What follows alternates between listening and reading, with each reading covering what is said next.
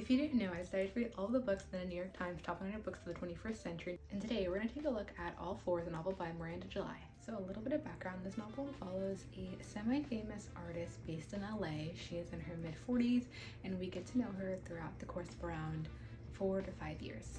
For those of you who are plugged into women's health, we know that this is around the time where some women start to experience symptoms of perimenopause. So this artist is really reckoning with hormonal changes. She's having all of these midlife thoughts and feelings, and she's kind of having the urge to shake up her life in some really extreme ways.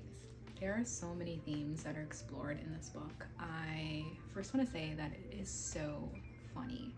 It is so funny. This narrator is the most relatable woman I've ever met.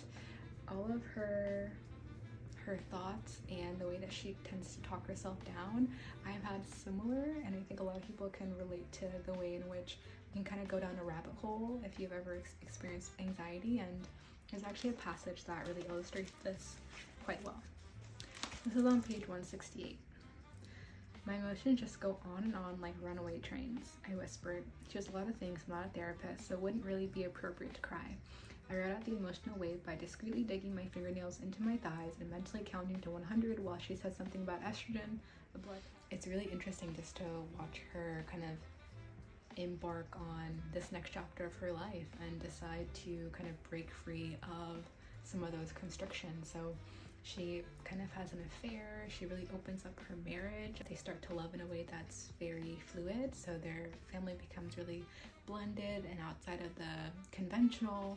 And I just found myself really proud of her throughout, because it takes a lot of courage to do things that are outside of the norm, and this narrator did all of that while not putting on a brave face. I love this novel. I think I'm just in a period of learning a little bit more about women's health. I'm in my late 20s, but it's going to be my future eventually, and I just find women at this age where, you know, the kids are grown or they're really established in their careers in their mid-40s, 50s, as having so much wisdom because they've gone through so much. And it was really wonderful to get a peek into her life, into her relationships, and it gave me a lot of joy at the thought of having some relationships myself in the future, not only romantically but with friends as well. So I just loved it, and it has to be read. It's an easy 10 for